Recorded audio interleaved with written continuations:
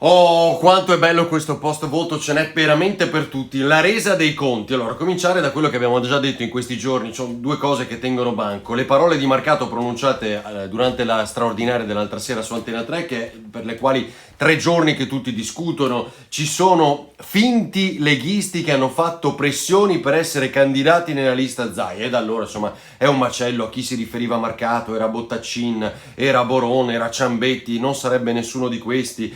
Bottacin poi in particolar modo perché essendosi candidato il commissario leghista di Belluno doveva stare nella lista Lega e quindi Bottacin, nonostante sia assessore uscente, è candidato nella lista Zaia e così poi ha fatto il suo record. Ma insomma questo è un aspetto. Poi l'altro qual è? È la resa dei conti anche nel Movimento 5 Stelle, nel Partito Democratico, nel centro-sinistra. Sta succedendo tutto davvero dopo questa elezione e fino ovviamente poi alle parole del santone di cui tutti avevamo bisogno, Mattia Santori, che addirittura di Lorenzoni dice: Zaia ha vinto con uno zombie. Questa è la qualità del ragazzino, dello statista, della profondità, della capacità di analizzare, di sapere che cosa sta succedendo nel mondo e soprattutto dobbiamo pensare che la sua opinione sia importante. Ma comunque partiamo dai primi fatti. L'opposizione, dice oggi il Corriere, è ridotta e schiacciata, ci vuole un fronte per cambiare le regole, perché l'ho raccontato molto bene l'altra sera Zanoni a Ring, quando ha detto che oggi praticamente l'opposizione, che è composta da 9 consiglieri, non può nemmeno chiedere un consiglio regionale straordinario, una commissione straordinaria, mi pare, non può sfiduciare il presidente, ma insomma ci sono alcune cose per cui prima era è un terzo dei consiglieri regionali che può domandare tutta una serie di aspetti, compresi quelli che vi ho citato, ed era un conto di circa 13 consiglieri. 13 consiglieri di opposizione non ci sono neanche, perché sono 9, e quindi non possono fare tutta una serie di cose,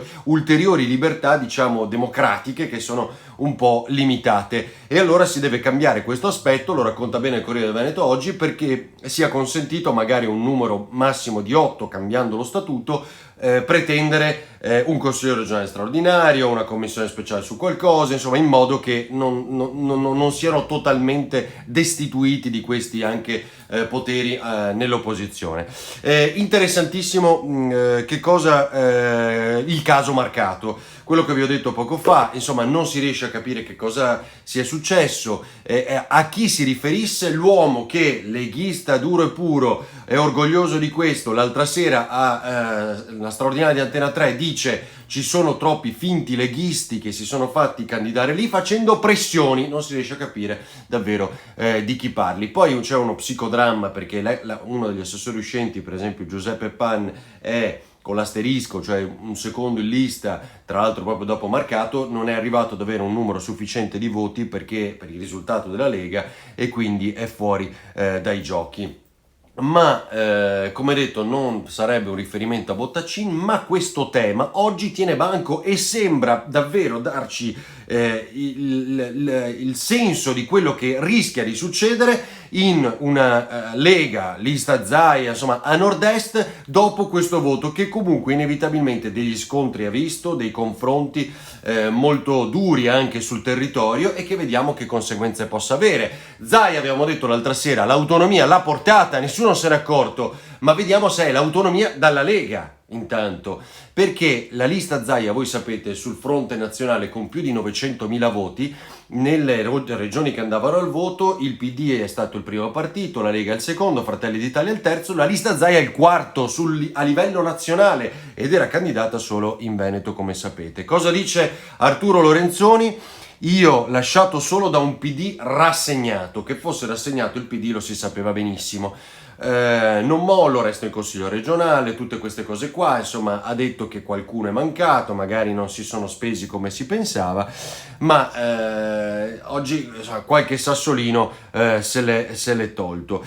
Non ha mai ascoltato Zaia a mezzogiorno e mezzo, ha provato a tenere tutti insieme, ma Italia Viva è andata da sola, la Rubinato è andata da sola, tutto quello che sappiamo. E quindi iniziano i veleni anche all'interno del centro-sinistra, un centro-sinistra dove c'è il caso, un altro psicodramma, che è quello del segretario Bisato. L'abbiamo spiegato bene l'altra sera. Cosa succede?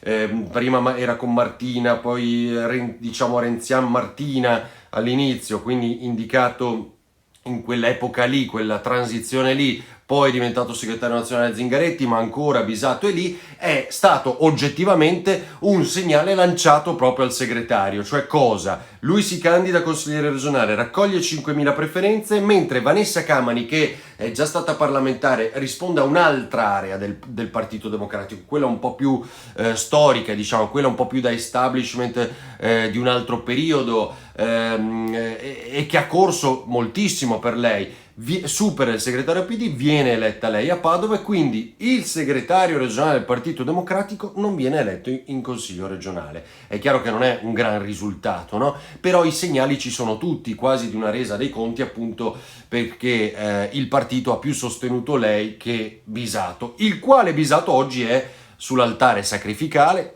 perché è segretario e dice: attenzione, ma guardate che io ero quello che voleva il candidato del Partito Democratico, poi la direzione si è espressa all'unanimità per andare verso Lorenzoni, abbiamo cercato un accordo perché ci fosse una direzione unica senza lacerarci con le primarie, e oggi non posso essere soltanto io a pagare. Ma state tranquilli che alla fine andrà così, sarà lui a pagare, pur non essendo uno dei più sperticati sostenitori della candidatura del professor Lorenzoni all'inizio.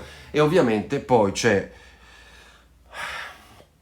non dico quello che penso, Zaia ha battuto uno zombie. Come fa una persona che non rappresenta niente politicamente, niente professionalmente, niente, nessun apporto al mondo, al dibattito, al contributo politico visionario, ecco, se non sotto determinati impulsi, definiamo così, chimici, a dire una cosa di questo tipo di Arturo Lorenzoni, che, scusatemi un attimo, se Zaia è il più grande è il campione che ha vinto e stravinto, Lorenzoni va rispettato per un semplice motivo: perché ci ha messo la faccia, perché in un momento difficilissimo nemmeno Salvini avrebbe vinto con Zaia, e soprattutto si è beccato il Covid, cioè una persona che tutta Italia ha visto svenire 2 volte, è stato male, è stato in quarantena, non ha potuto fare la campagna elettorale per quello che avrebbe potuto portare in più, e c'è un ragazzino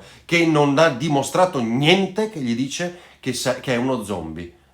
Francamente per me Lorenzoni sbaglia spendendo anche troppe parole per replicargli. Poi c'è il caso del Movimento 5 Stelle, non è nel Consiglio regionale, è una cosa incredibile. Erika Baldin l'altra sera, vedo ripresa da Marco Bonnet sui giornali oggi, dice: e qualcuno è mancato sul territorio. Dove sono quegli onorevoli?